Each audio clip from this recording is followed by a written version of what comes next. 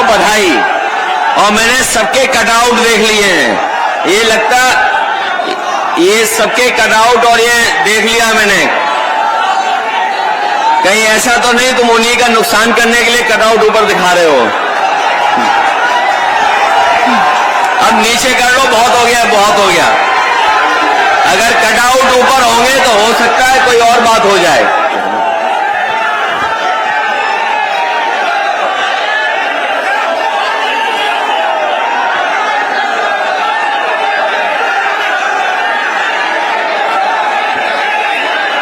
मैं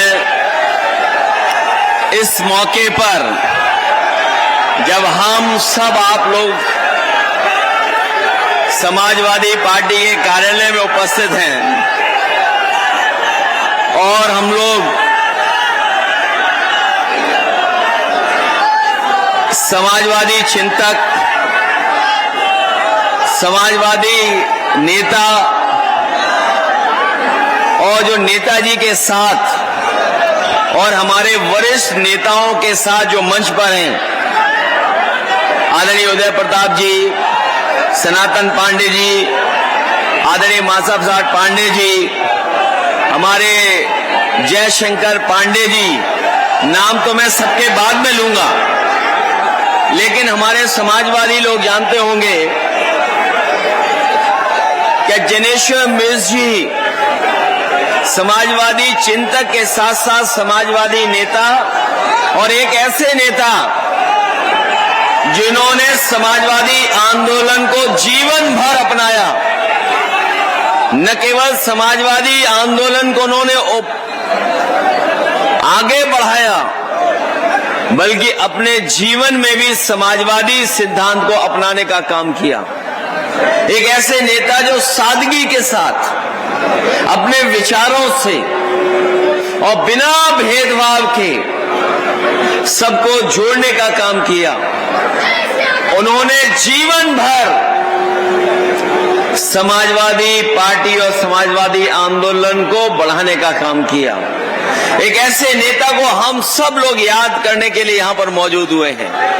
मैं सबसे पहले समाजवादी पार्टी के सांसद सनातन पांडे जी और उनके जितने सहयोगी साथी जो लगातार पूरे उत्तर प्रदेश में जगह जगह जाकर के, और मैं उन नेताओं का भी धन्यवाद देना चाहता हूं कि उत्तर प्रदेश के कई जिलों में जब सनातन पांडे जी पहुंचे, न केवल उनका स्वागत किया बल्कि बड़ी संख्या में समर्थन देकर के, और आज जो ऐतिहासिक कार्यक्रम मैं देख रहा हूं वो उसी का परिणाम है कि जनेश्वर मिश्र जी के कार्यक्रम में जहां उन्हें परमिशन देनी थी,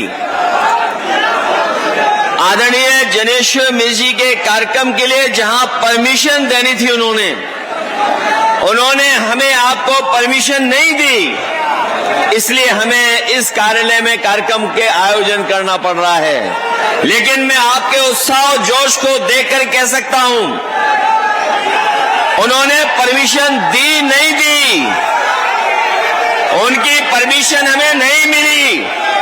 लेकिन आज जनेश्वर मिश्र जी को याद करते हुए हम ये संकल्प लेते हैं कि उनका मिशन कभी भी रुकेगा नहीं, उसको कोई परमिशन की जरूरत नहीं पड़ेगी। उनका मिशन इसी तरह लगातार चलता रहेगा। यहां पर उनके परिवार के लोग भी मौजूद हैं। जिन लोगों ने बहुत करीब से देखा होगा वो आदरणीय जनेश्वर मिश्र जी को बहुत अच्छी तरह याद करते होंगे। हमारे लिए और समाजवादी लोगों के लिए उन्होंने बहुत महत्वपूर्ण योगदान देने का काम किया।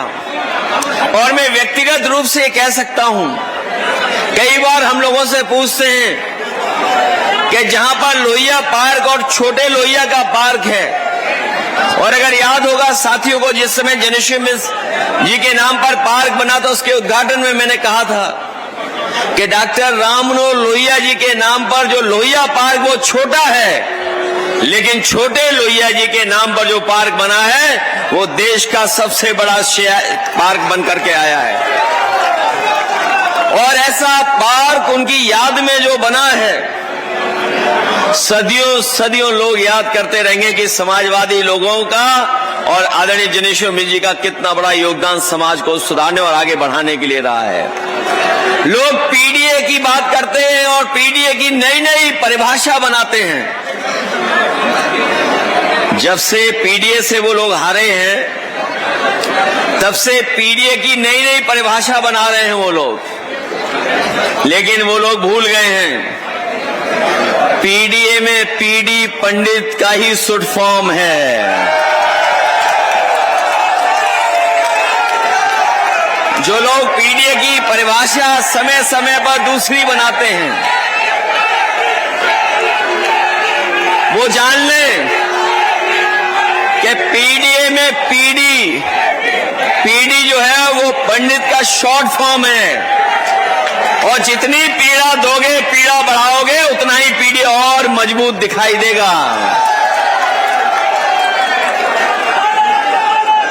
और हमने कई प्रदेश के उदाहरण देखे जहां पर हमारे तमाम लोगों को प्रताड़ना की है, सरकार ने प्रताड़ित किया है, पीड़ा दी है।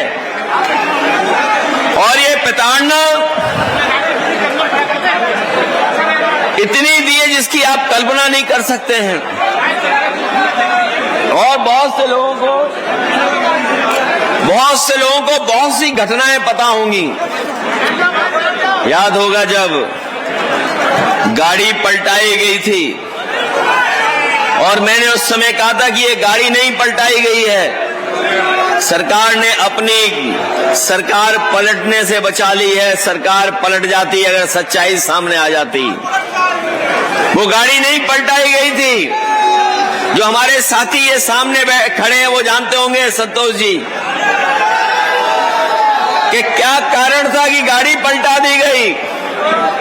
और मैं आज भी कहता हूं कि जब कभी सैटेलाइट की इमेजें निकाली जाएंगी, ये जो नई पीढ़ी के लोग हैं, जो नए जमाने के लोग हैं, नई चीजों को जो समझते हैं, वो जानते होंगे कि जिस समय सैटेलाइट इमेज निकाली जाएंगी, उस समय पता लग जाएगा कि गाड़ी किसने पलटाई है। और न केवल गाड़ी इन्होंने पलटाई, हमारे साथी याद दिला रहे थे कि सुल्तानपुर में एक आपके समाज के बहुत प्रतिष्ठित व्यक्ति को किस तरीके से इन्होंने मारा था।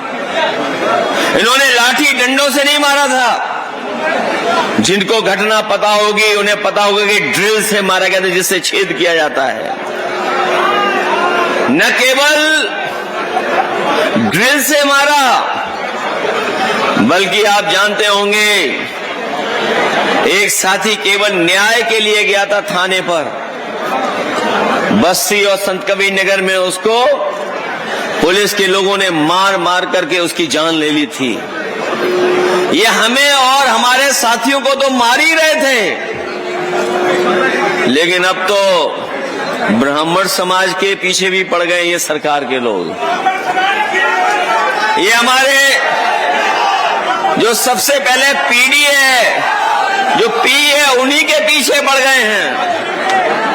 और वो जो कहावत है गोरखपुर में, हाथा नहीं भाता, पता नहीं क्या कारण है, कोने हाथा नहीं भाता। और एक साथी कह रहे थे कि कोई डीसीएम है जो लखनऊ में बैठे हुए हैं, बिना बरसात के छाता लगाए थे और बिना मन के, बिना किसी प्रेम के किसी को संग लिए थे। उनके बारे में कह रहे थे कि उनको कोई गार्ड भी नहीं सुनता है। ये खड़े रहने तो कोई बात नहीं, खड़े रहने, खड़े रहने तो कोई बात नहीं, खड़े रहने तो खड़े रहने। उनकी कोई गार्ड भी नहीं सुनता है।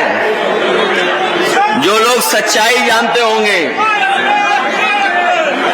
जो लोग सच्चाई जानते होंगे, वो ये जरूर जानते होंगे कि गार्ड की बात गार्ड कैसे सुनेगा। कोई गार्ड की बात गार्ड कैसे सुनेगा। इन बातों को हम इसलिए नहीं कहना चाहते हैं क्योंकि सबसे बड़ा महत्वपूर्ण विभाग उनके पास है। बताओ आज हालत क्या है स्वास्थ्य विभाग की। आज स्वास्थ्य विभाग को इलाज की जरूरत है, दवाई की जरूरत है, इतना बर्बाद कर दिया है।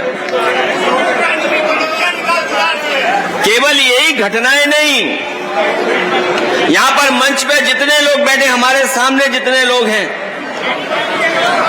इसमें बहुत सारे लोग जानते होंगे कि वो शंकराचार्य कभी नहीं बन सकते हैं। अगर हम कितनी भी डिग्री हासिल कर लें, कोई भी पढ़ाई कर लें, हम लोग शंकराचार्य नहीं बन सकते हैं। और हमारे सनातन धर्म के और हिंदू धर्म के सबसे प्रतिष्ठित स्थान अगर कोई माना जाता है तो वो शंकराचार्य जी का स्थान माना जाता है। और आपको याद होगा जिस पावन स्थल पर जो उनका पौराणिक अधिकार रहा है, जो परंपराओं के महत्व को बढ़ाता है, कुंभ के आयोजन में केवल वो सच जानना चाहते थे, लेकिन सरकार ने उन्हें स्नान नहीं करने दिया, त्रिवेणी में स्नान नहीं करने दिया। बताओ इतिहास में कहीं ऐसा उदाहरण हो कि किसी सरकार ने शंकराचार्य जी को रोका हो?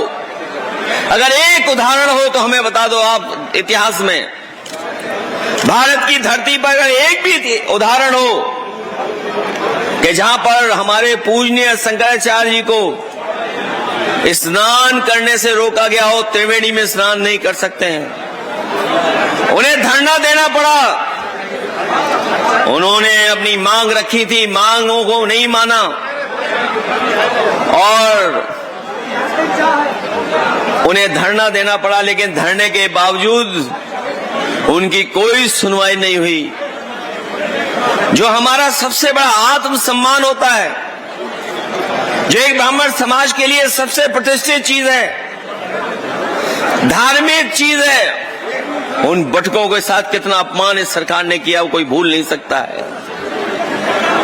बटकों के साथ जो अपमान किया, और पूजनीय शंकराचार्य जी को डराने के लिए उन पे कौन सा मुकदमा लगाया था? पॉस्को वाला लगाया था, झूठा मुकदमा। कौन सा मुकदमा लगाया था? झूठा पॉस्को वाला।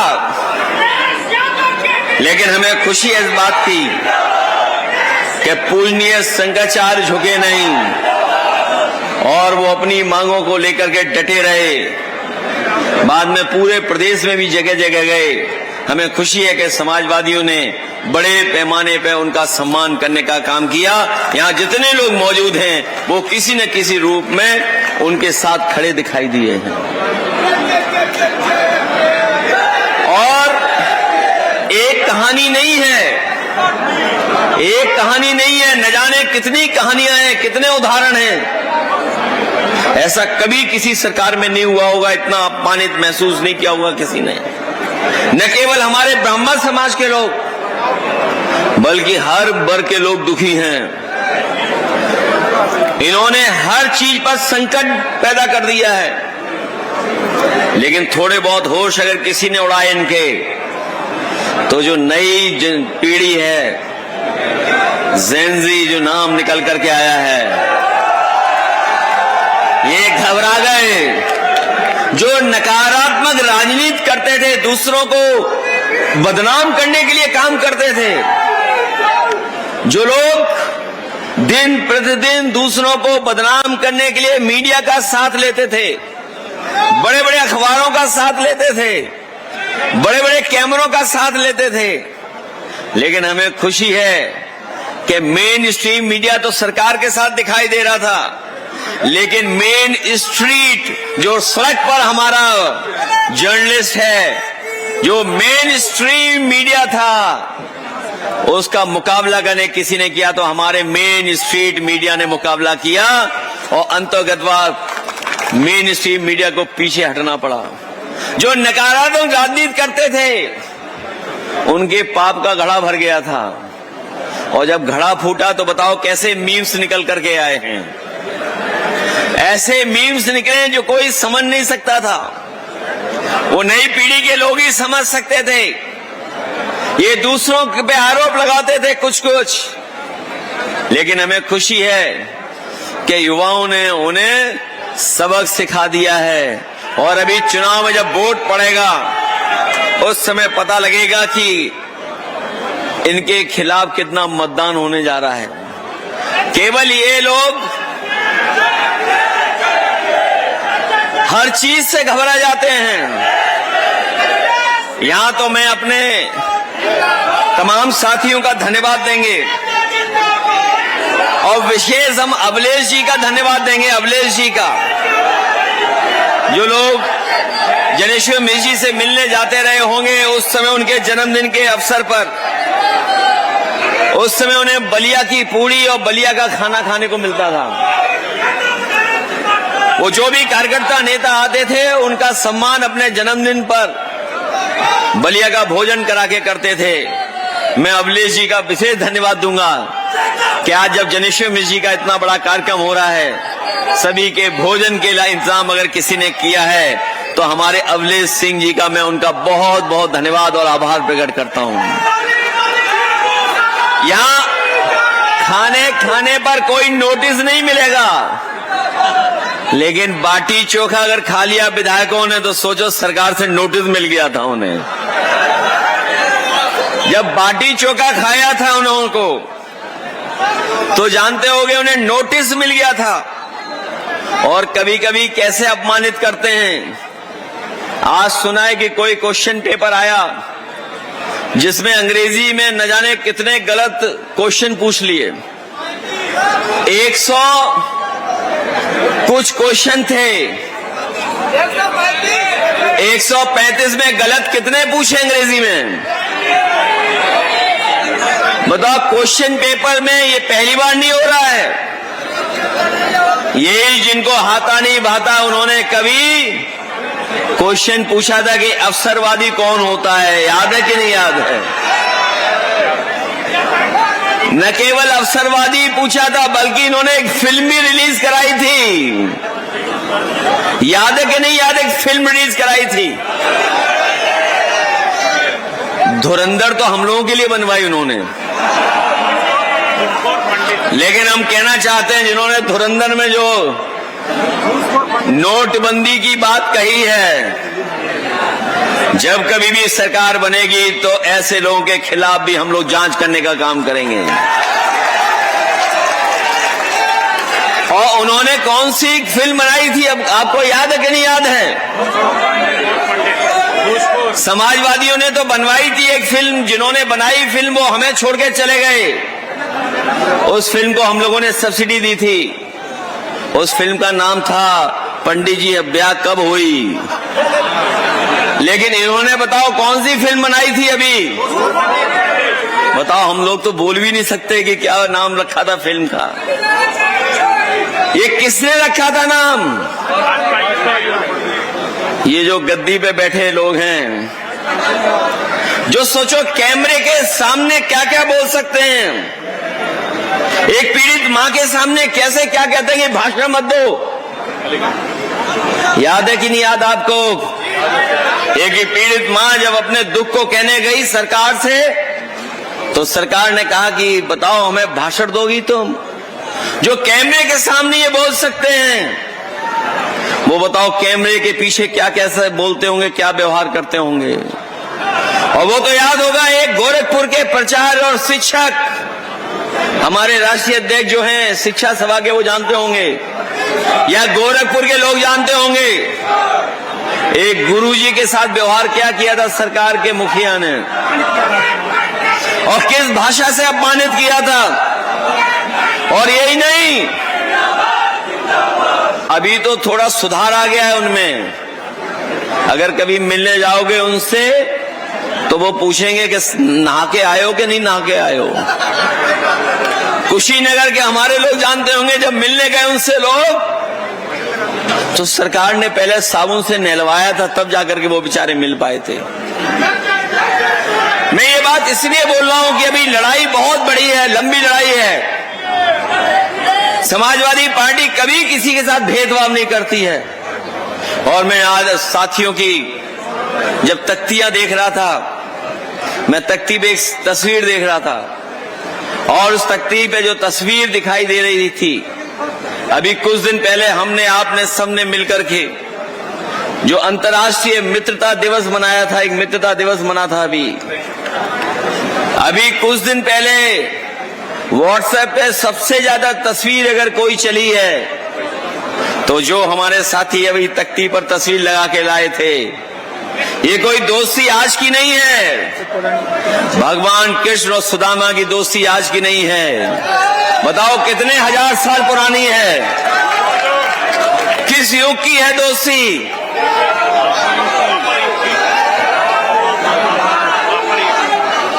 कब की है? कितने हजार साल पुरानी दोस्ती है। और दोस्त हम लोग ऐसे भी होते हैं कि परवाह नहीं करते हैं किसी चीज की। जिन्होंने महाभारत पढ़ी होगी, जिन्हें जानकारी होगी पूरे, आप हमारी पौराणिक हमारी व्यवस्था की, उन्हें पता होगा कि दुनिया में ऐसी दोस्ती किसी के बीच नहीं है। अगर कोई दूसरा उदाहरण हो पूरे धरती पे तो हमें बता दो। कृष्ण और सुदामा का कोई दूसरा उदाहरण हो तो बता दो। इसे समाजवादी पार्टी को जब भी मौका मिला है, हम लोगों ने सम्मान देने का काम किया है। आज भी लखनऊ में जिनेश्वर मिश्र जी के पार्क का कोई मुकाबला नहीं है। अगर उस पार्क में जाओगे तो देश के सबसे अच्छे पेड़ों का और किस तरीके से पेड़ लगाए जाते हैं वो व्यवस्था अगर किसी ने बनाई तो समाजवादी लोगों ने बनाई। बनाने को तो बीजेपी ने भी पार्क बनाया है, लेकिन उसमें पेड़ नहीं लगाए कोई भी। पेड़ लगाए, झाड़ियां लगाई हैं उसमें। पेड़ नहीं लगाए, झाड़ियां लगाई हैं। लेकिन हम लोगों की मुश्किल ये है कि अगर बोल दें तो वो पेड़ लगाने लगेंगे, अगर कोई सुझाव दे दें तो कली से अमल करने लगेंगे। और सोचिए, देश के पहले प्रधानमंत्री कौन बने? भारतीय जनता पार्टी के। देश के पहले प्रधानमंत्री भारतीय जनता पार्टी के कौन बने? जो अटल बिहारी वाजपेयी जी बने थे, उनके नाम पे भी कोई काम नहीं किया। जो आदरणीय उदय प्रताप जी ने जिसका नाम दिया लोक भवन, समाजवादियों ने बनाया और नेताजी ने उद्घाटन किया, उसी पे प्रतिमा लगा दी। न केवल प्रतिमा वहां लगाई, बल्कि भगवान विष्णु के नाम पर जो स्टेडियम बना था उसका भी नाम बदल करके उन्हीं के नाम पर कर दिया। और जो यूनिवर्सिटी बनाई भी, उसमें कोई यूनिवर्सिटी में पढ़ाई नहीं होती है। और जिस गांव से वो निकल करके आए, बटेश्वर, हमारे बटेश्वर के लोग जानते होंगे जो काम हो रहा है उसमें सीमेंट कम बालू ज्यादा मिला रहे हैं। ये लोग पूरा बालू मिला दे रहे हैं, अगर याद हो। और एक सड़क बननी थी उनके नाम पर, उनके नाम पर सड़क बननी थी जो मध्य प्रदेश और राजस्थान को जोड़ने का काम करती, और उत्तर प्रदेश को मुंबई से जोड़ने का काम करती, जो एक्सप्रेस बना है उसको। क्योंकि अटल बिहारी वाजपेयी जी के नाम पर थी वो सड़क। सोचिए, भारतीय जनता पार्टी ने वो सड़क का प्रस्ताव ही खत्म कर दिया और कहा कि नहीं हम बनाएंगे। सोचिए आप। और वहीं समाजवादी लोगों को जब भी मौका मिला तो हम लोगों ने सम्मान देने का काम किया। और आज भी अगर विधानसभा में सबसे बड़ा पद किसी के पास है तो आदरणीय माता प्रसाद पांडे जी के पास आ रहे हैं। और जो हमारे एकरंगी हैं, उनका भाषा, उनका व्यवहार कैसा है वो आप लोग जानते हो। आदरणीय माता प्रसाद पांडे जी के बारे में क्या वो विचार रखते हैं वो। इसलिए हम इस मौके पर कहना चाहते हैं, समाजवादी पार्टी हमेशा जहां सम्मान करती है वहीं राजनीतिक सम्मान देने का भी काम करेंगे। हम लोग स्थान भी आपको देंगे और सम्मान भी देने का काम करेंगे। पहले भी दिया है और आने वाले समय में भी देंगे। और बीजेपी के लोग तो आजकल मुंह छिपा के घूम रहे हैं। इनका जो दान पात्र है ऊपर तो ताला है, लेकिन नीचे से एक सुरंग बनाई हुई है इन्होंने। ये जो दान पात्र है इनका, उसमें ऊपर तो ताला मारा हुआ है, लेकिन नीचे से सुरंग बनाई हुई है। बताओ, कोई प्रभु भगवान श्री राम जी के चढ़ावे के दान पात्र में कोई पैसा निकाल सकता है क्या? कहीं आपने सुना हो ऐसा काम होता हो? आज सबसे बड़ा महापाप,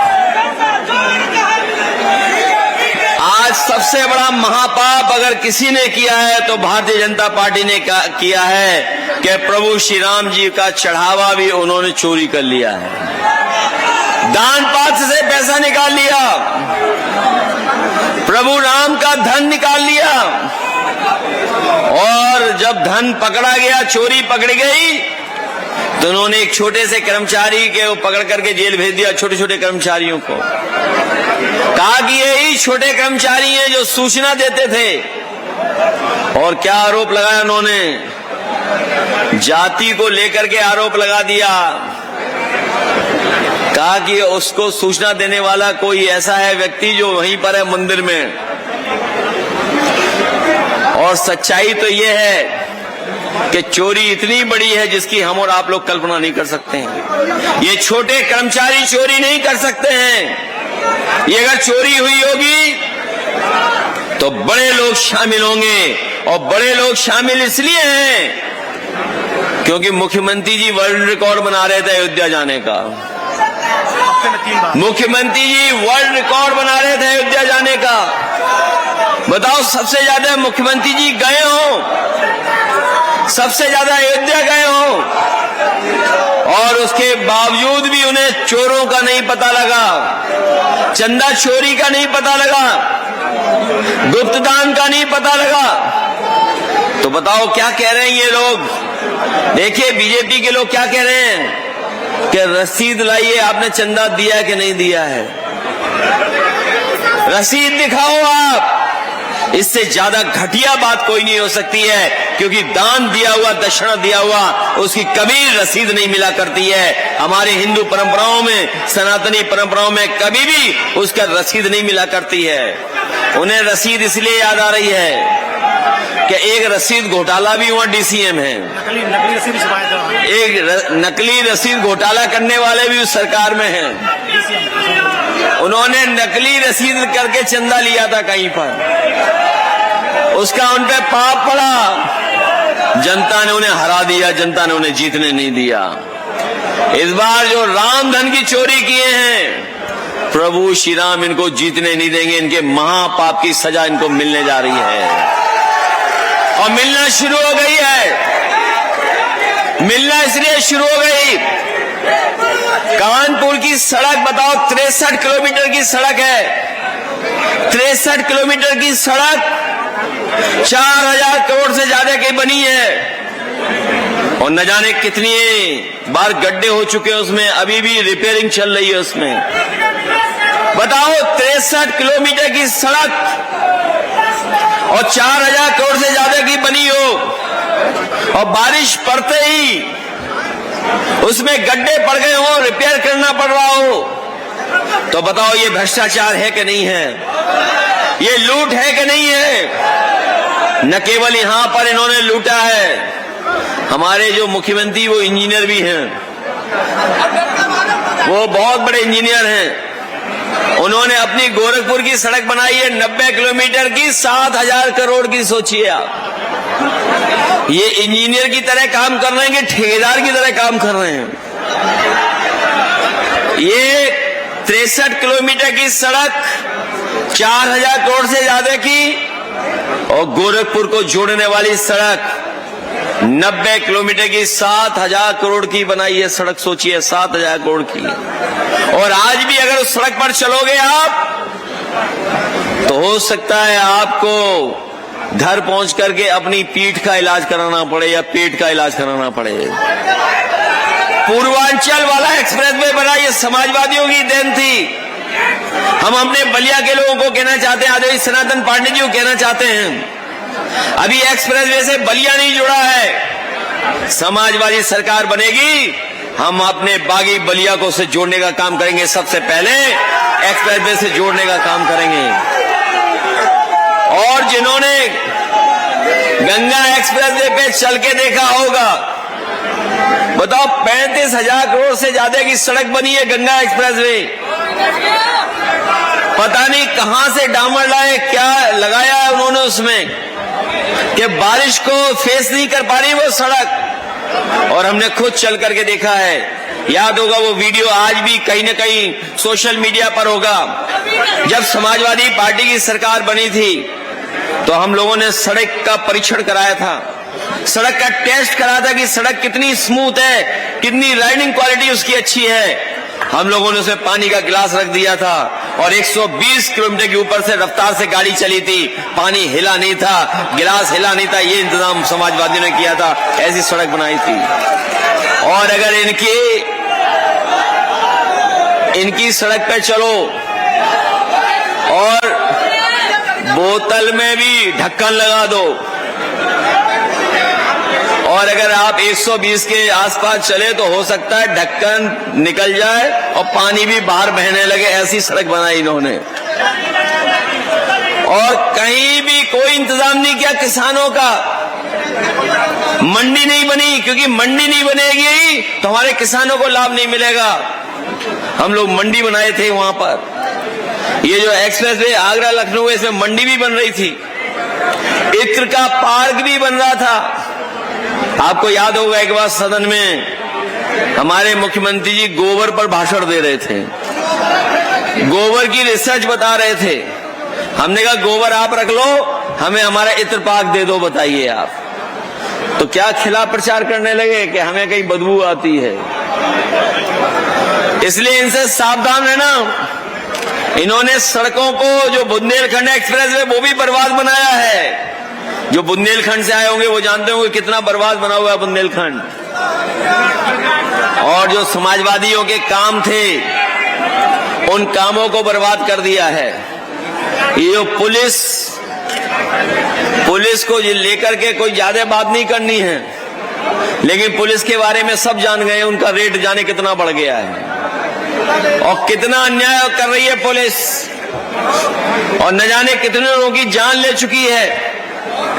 पुलिस का काम है रक्षा करना, पुलिस का काम हत्या और झूठा फंसाना नहीं है। लेकिन ये पुलिस के लोग, क्योंकि मुख्यमंत्री जी खुश होते हैं कि अगर कोई फंस जाए तो, इतना अपमान, इतना जनता के साथ धोखा कभी नहीं हुआ होगा जितना इस सरकार में हुआ है। ये जो कानून व्यवस्था की बातें करते हैं, अगर किसी ने पुलिस को सबसे अच्छा रिस्पांस सिस्टम बनाया के दिया, वो समाजवादियों ने बना करके दिया था। और जिस समय मैं डायल 100 बना रहा था, हमारे साथी जानते होंगे कि जिस समय डायल 100 पुलिस को बनाया जा रहा था, उस समय हमने अधिकारियों को न्यूयॉर्क भेजा था कि अमेरिका में देख करके आए पुलिस कैसे काम करती है। और जब अमेरिका से देख करके अधिकारी आए, फिर हमने यहाँ की परिस्थितियों के हिसाब से 100 नंबर बनवाया। इस सरकार ने कोई 100 नंबर में सुधार नहीं किया, केवल नंबर की संख्या बदल दी। हम आपको भरोसा दिलाते हैं, समाजवादी सरकार बनेगी तो पुलिस का रिस्पांस सिस्टम और अच्छा करेंगे। ज्यादा से ज्यादा 5 मिनट या 6-7 मिनट लगेगा। अगर कोई घटना पता लगेगी तो पुलिस 5 मिनट के अंदर पहुंच करके आपकी मदद करने का काम करेगी। ये व्यवस्था किसी ने दी तो समाजवादियों ने दी थी।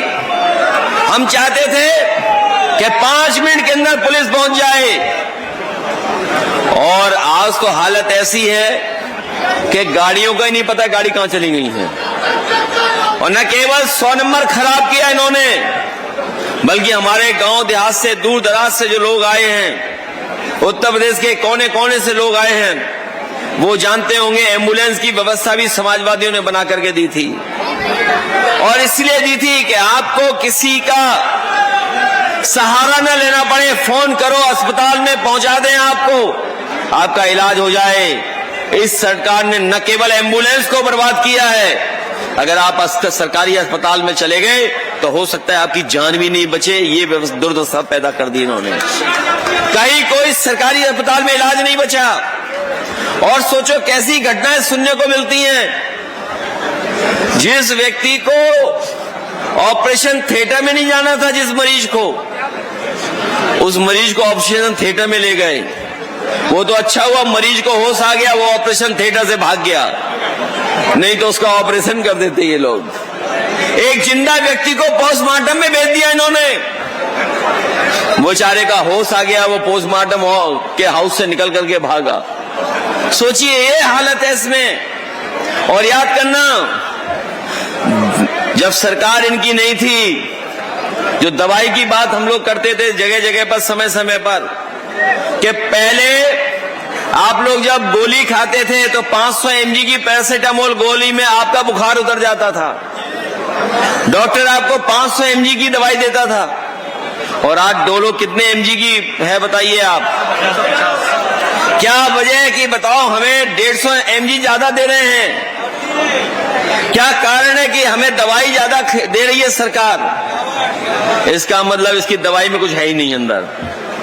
न केवल दवाइयों में इन्होंने हेराफेरी की है, हर सामान में इन्होंने हेराफेरी कर ली। हम तो केवल आपको पार्ले जी वाला उदाहरण देते थे, केवल पार्ले जी का उदाहरण देते थे। आज बाजार में चीजें देखा हो, जो साइज इतना था वो इतना हो गया है। पैसे उतने ही हैं, पैसे उतने ही हैं जितने पहले लेते थे पैसे। पहले चीजें बड़ी बड़ी मिलती थी कम पैसे में। आप कोई सामान लेने चले जाओ, उतने ही पैसे में छोटा सामान मिल रहा है आपको। और न केवल सामान छोटा दे रहे हैं लोग उतने पैसे में, हमारे किसानों की खाद की बोरी में से भी इन्होंने 10 किलो खाद चोरी कर ली है। और अब सुनने में आ रहा है पूरी बोरी चोरी कर ली इन्होंने। पहले तो 10 किलो चोरी की, लेकिन अब पूरी बोरी चोरी कर ली। बताओ बोरी कहां चली गई? आज जब किसान को अपनी खाद की जरूरत है, डीएपी की जरूरत है, तो बताओ बोरियां गायब हैं, पता ही नहीं बोरियां कहां चली गई। और आपकी गाड़ियों को खराब करने के लिए भी इंतजाम कर दिया इन्होंने। ये जो पेट्रोल खरीद रहे हैं हमारे लोग, डीजल वाले तो बचे हुए हैं, लेकिन शुद्ध डीजल नहीं दे रहे हैं। और अगर शुद्ध डीजल दे रहे होते ये सरकार के लोग, तो आपकी गाड़ी अच्छी चल रही होती, ज्यादा चल रही होती। ये पेट्रोल में इथेनॉल मिला दे रहे हैं, और इथेनॉल मिलाने से बताओ गाड़ियां खराब हो रही हैं, मेंटेनेंस मांग रही हैं। और ये अगर गलत बात है तो हम तो सरकार से कहेंगे कि जो भी कंपनी वाले लोग हैं, जो ऑटोमोबाइल की मोटरसाइकिल बना रहे हैं, पेट्रोल की गाड़ियां बना रहे हैं, जब अपना गाड़ियों का प्रचार करें तो उन गाड़ियों के बारे में जरूर लिखें कि जो मिलावट के पेट्रोल से हमारी गाड़ियां अच्छी चलेंगी, माइलेज अच्छा होगा, मेंटेनेंस नहीं होगा। और अगर ये नहीं लिखते हैं तो कहीं न कहीं जो सरकार भ्रष्टाचार कर रही है उसमें ये बड़ी बड़ी कंपनियां भी शामिल हो गई हैं, वो भी हमारी जनता का पैसा लूट रहे हैं। E20 में बड़ा बड़ा खेल हो रहा है। इसीलिए हमने कहा कि भारतीय जनता पार्टी का जो फुल फॉर्म है, बी फॉर भ्रष्टाचार, जे फॉर जुबला वाली पार्टी, जुल्म वाली पार्टी, और पी फॉर पापी पार्टी, क्योंकि चंदा भी चोरी कर ले रहे हैं लोग। भ्रष्ट जुल्मी पार्टी है ये भ्रष्ट जुल्मी पापी लोग हैं। इनको इस बार सजा मिलने जा रही है, और इस बार सजा देने वाले लोग हमारे यही पीडी दिखाई दे रहे हैं। पीडी है वकील लोग। बताओ सजा दोगे इनको कि नहीं दोगे सजा? और अब तो ये उपचुनाव हारने ही लगे हैं। ये चुनाव जो हारे हैं, ये चुनाव इसलिए जानबूझ करके हारे, ये जनता को चेक करना चाहते थे कि बिना बेईमानी के हम जीत सकते हैं कि नहीं जीत सकते हैं। इसलिए चुनाव हारे हैं। बांकीपुर का चुनाव इसीलिए हारे हैं, इसीलिए हारे हैं। दतिया की जो विधानसभा का उपचुनाव था, इन्होंने कोई वो मॉडल नहीं अपनाया जो यूपी और बंगाल में अपनाया था। ये लोग जो चर्चा कर रहे हैं कि अब विपक्षी लोग ईवीएम की बात नहीं करेंगे, ये जनता को धोखा देने के लिए उपचुनाव इन्होंने हारने का काम किया है। और अगर ये कुंदरकी की तरह चुनाव लड़े होते तो बताओ चुनाव का परिणाम क्या होता। ये जो उत्तर प्रदेश में बाई इलेक्शन हुआ, अगर वैसे ही ये बीजेपी के लड़े होते तो चुनाव कैसा होता? और अगर इन्होंने कुछ सेटिंग कर ली होती तो बताओ चुनाव का परिणाम क्या होता? ये बांकीपुर के चुनाव के हारने के बाद बीजेपी वाले बीजेपी को लड्डू खिला रहे हैं, सोचिए आप। और देखना आप, चुनाव आते आते जितने सरकार में यूपी में बैठे लोग हैं ये भी लड्डू लेके घूम रहे होंगे, कोई लड्डू खा ले हमारा भी। ये रास्ता ढूंढेंगे कहां जाएं, लेकिन समाजवादी लोग एक भी इनको लेने वाला नहीं है। हम लोग जो हमें छोड़ के गए वो जाएं छोड़ करके। अगर एक मनोज गए तो दूसरे मनोज आ गए। बताओ, एक गए दूसरे आए कि नहीं आए? जो खाली कर गए जगह उसको भरने वाले कौन है? हम ही सब लोग हैं उसको भरने वाले लोगों में से। बताओ, हम लोग आप लोग मिलके भरेंगे कि नहीं भरेंगे? और इस समय तो बीजेपी बहुत घबराई हुई है। इतनी कमजोर बीजेपी कभी नहीं थी। बताओ, 16 साल 14 साल 15 साल के बच्चों से घबरा गए। उन्होंने सबक सिखा दिया इन्हें। वो नीट की परीक्षा को लेकर के तो आए थे, लेकिन पूरे देश और उत्तर प्रदेश में जो पेपर लीक हुए हैं, ये पेपर लीक नहीं होते हैं, ये सरकार पेपर लीक कराती है। और पेपर लीक इसलिए कराती है क्योंकि नौकरी न देना पड़े। नौकरी ये देना नहीं चाहते हैं। मुझे याद है पुलिस भर्ती का कहीं पेपर लीक हो गया था जब समाजवादी सरकार थी। हमने तुरंत व्यवस्था बदल दी और हमने कहा कि जो नौजवान परीक्षा में गए थे और किसी कारण ये परीक्षा नहीं हो पा रही है, अगर दोबारा परीक्षा कराएंगे तो बहुत समय लगेगा। उस समय फैसला लिया था कि अपना 10वां 12वें की मार्कशीट दिखाओ और अपना फिजिकल करके दिखा दो, अपने आप भर्ती हो जाओगे जब मेरिट में ऊपर होगे। कहीं कोई किसी की शिकायत नहीं सुनी और उस समय हम लोगों ने 30,000 से ज्यादा भर्ती केवल 9 महीने में करा करके दिखा दी। न केवल भर्ती कराई थी, मैं अपने नौजवानों को कहना चाहता हूं कि दुनिया को आज वो मोबाइल में देख रहे हैं कि दुनिया में कहां कैसी तरक्की है, कहां कैसी सड़कें बनी हैं, कहां कैसे घर बने हैं, कहां कैसे अस्पताल हैं, कौन सा शहर कैसा दिखता है। आज दुनिया बदल गई है। हम और आप और सरकार कोई बात छिपा नहीं सकती है।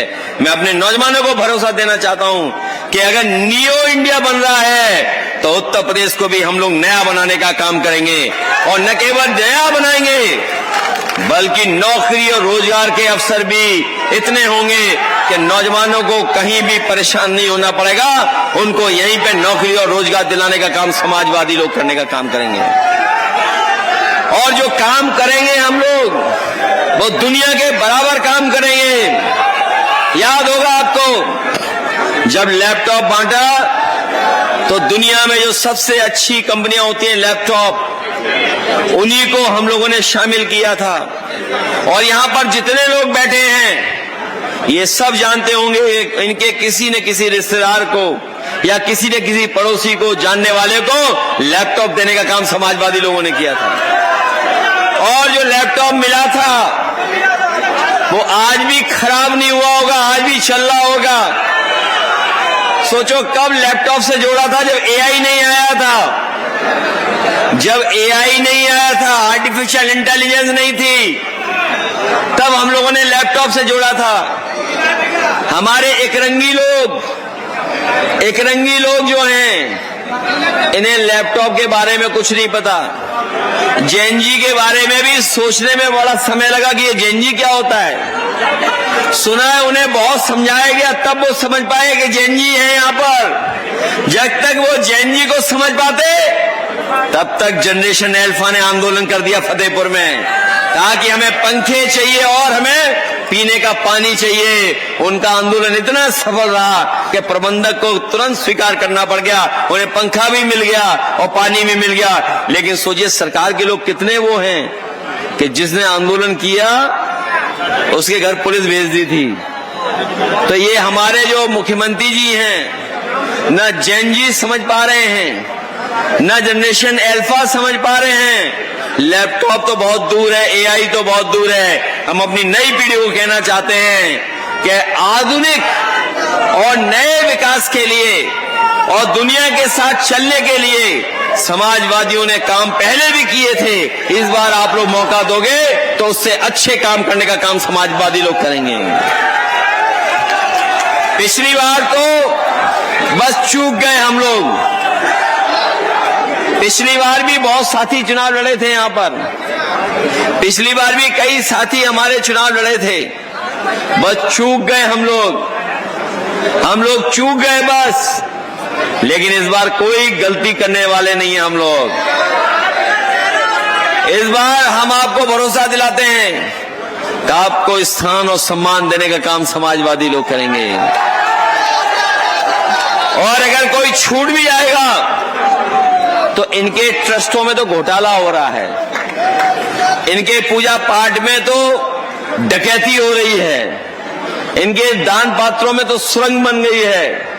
यही हमारे लोग जो हैं प्रतिष्ठित बुद्धिजीवी, यही लोग शामिल होंगे और कहीं भी इस तरह का काम नहीं होने देंगे।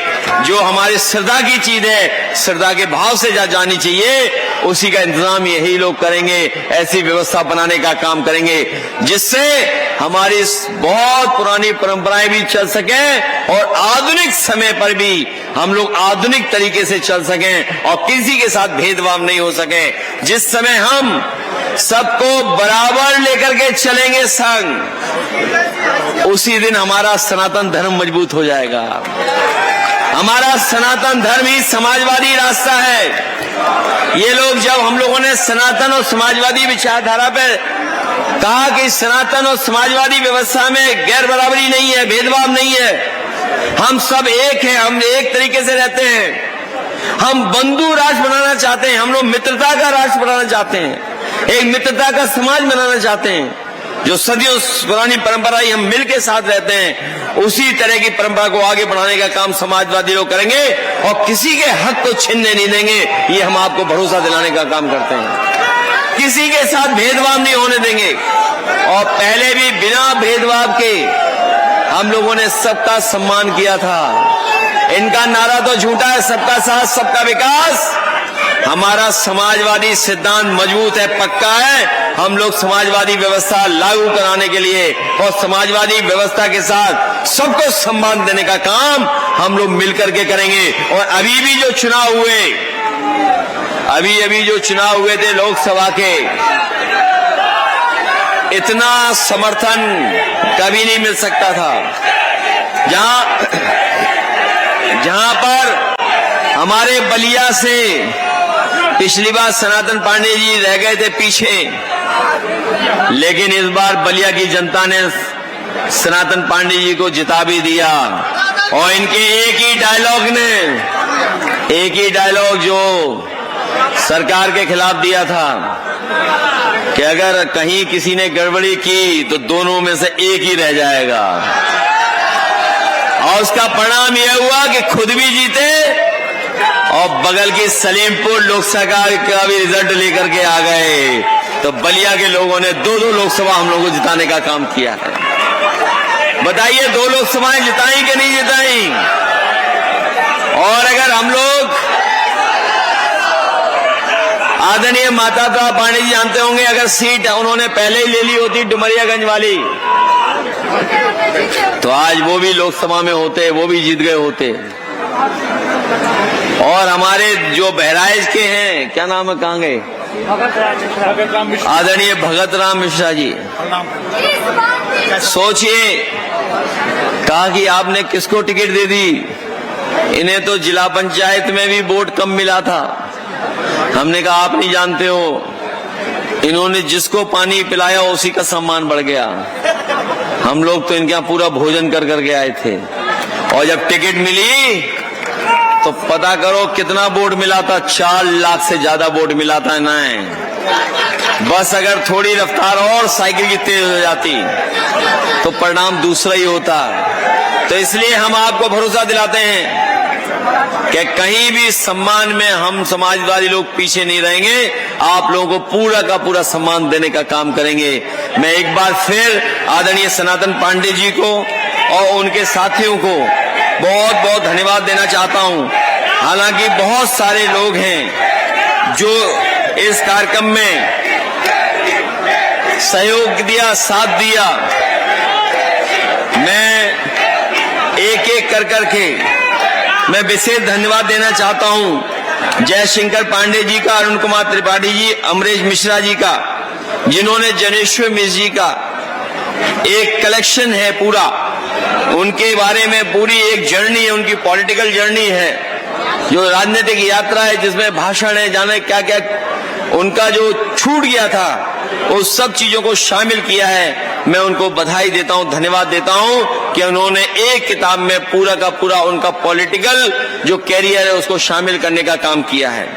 वहीं हमारे किरण नंदा जी हैं, आदरणीय उदय प्रताप सिंह जी हैं, राजन चौधरी जी, ब्रह्माशंकर त्रिपाठी जी, तारकेश्वर मिश्रा जी, मीना तिवारी जी, अमिताभ वाजपेयी जी, पवन पांडे जी, जो अयोध्या से इस बार जीतने जा रहे हैं, संतोष पांडे जी, प्रोफेसर अभिषेक मिश्रा जी, आशुतोष उपाध्याय जी, मुनीन शुक्ला जी, अमरपाल शर्मा जी, के ओझा जी, विनय तिवारी जी, रमेश दुबे जी, वैद्यनाथ दुबे जी, नंदिता शुक्ला जी, भगत राम मिश्रा जी, प्रोफेसर वी पांडे जी, जो हमारे राष्ट्रीय अध्यक्ष हैं शिक्षक सभा के, जयेश प्रसाद जी, राजमणि पांडे जी, सीके त्रिपाठी जी, रामजी शुक्ला जी, अरुण शक्कर, अन्ना महाराज जी, टीके राय साहब, सुभाष राय जी, त्रिभंगर पाठक जी, अरविंद शुक्ला जी, कार्तिक तिवारी जी, करुणेश जी,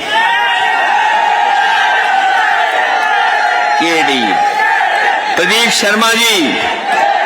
अभी आपको याद होगा भारतीय जनता पार्टी जो सनातनियों का सबसे बड़ा सम्मान करना चाहती, उसने बताओ क्या किया था? हमारे प्रभु हनुमान जी को बताइए, कोई सम्मान है? और सोचिए, हनुमान जी का किराया भी पूरा नहीं दिया उन्होंने। सोचिए, इतने बेईमान है भारतीय जनता पार्टी के लोग। जो हमारे कलाकार हैं, जो बनते हैं, कहीं हनुमान, कभी प्रभु श्री राम या लक्ष्मण या सीता, ये जो कलाकार हैं, उनका पूरा सम्मान भी नहीं किया।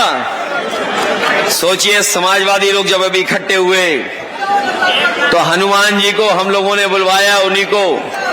वो इतने गरीब थे, आप सोच नहीं सकते। उनकी मां को कैंसर है, भाई भी कोई नौकरी नहीं करता है। वो हनुमान जी इसलिए बनते हैं, उनको भगवान का रूप इसलिए धारण करते हैं क्योंकि उन्हें अपने घर परिवार का पूरा चलाना है, जीवन यापन करना है। उसमें भी बीजेपी ने कंजूसी की। जब हमें पता लगा कि कंजूसी कर रही है, हम लोगों ने उनको यहां बुला करके सम्मान किया। पार्टी से और आप सबके सहयोग से हम लोगों ने 51,000 रुपए दिए और हमारे विधायकों ने भी उनका सम्मान किया। उन्होंने भी चढ़ावा दिया और पूरा चढ़ावा चोरी नहीं होने दिया हम लोगों ने। न केवल 1 लाख प्रभु हनुमान जी को दिया, बल्कि 17 साल 18 साल का एक लड़का था जैन जी, वो प्रभु श्री राम को धारण करके आया था, उसको भी हम लोगों ने सम्मान किया और उसे भी 1 लाख रुपए देने का काम किया। उसकी भी चोरी नहीं होने दी। अमित चौबे जी, तनुज पांडे जी, पंकज गौतम जी, दीपक पांडे जी, आलोक त्रिपाठी जी, चकुर पांडे जी, सोनभद्र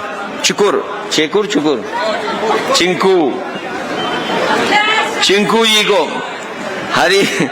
हरीश मिश्रा बनास वाले, उन्हें कौन नहीं जानता, इनको भी बहुत अपमानित होना पड़ा, इन्हें जेल भेज दिया, लेकिन ये परवाह नहीं कर रहे हैं। जेल गए हैं तो वहां से और साहस लेकर के लौटे हैं और ताकत लेकर के लौटे हैं। अब भारतीय जनता पार्टी का इलाज करने का काम करेंगे बनारस में।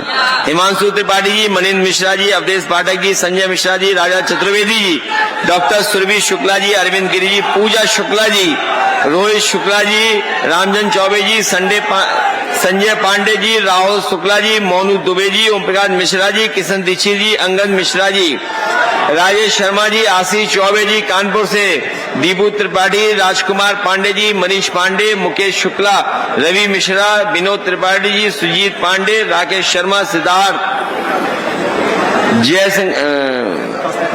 जय प्रकाश तिवारी जी,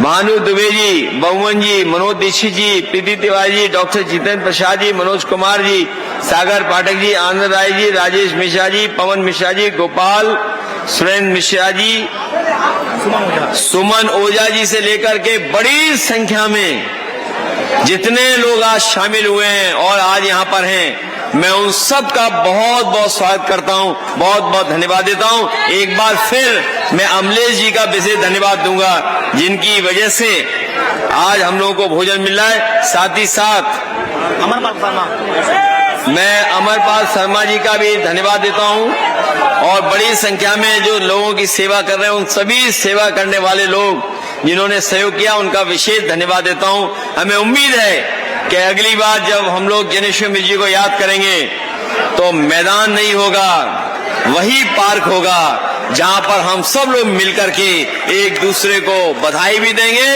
और सरकार जब बन गई होगी तो जो आप कहोगे उसको उस रास्ते पे चलने का काम करेंगे।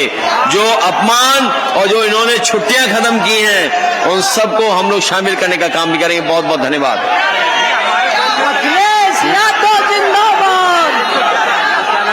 अखिलेश यादव मैं मनोज मिश्रा जी को धन्यवाद दूंगा कि जिन्होंने 111 लोगों की हमें सूची दी है जो शामिल आज समाजवादी पार्टी में हो रहे हैं।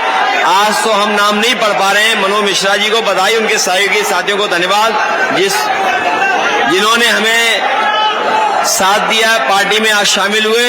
मैं उन सबको बहुत बहुत धन्यवाद और आभार प्रकट करता हूं। इन्हीं शब्दों के साथ आए हुए सभी लोगों का बहुत बहुत धन्यवाद और बहुत बहुत बधाई, इस उम्मीद के साथ कि आने वाले समय में हम सब लोग मिलकर के समाजवादी सरकार बना करके हम उत्तर प्रदेश को विकास और खुशहाली के रास्ते पर ले जाने का काम करेंगे।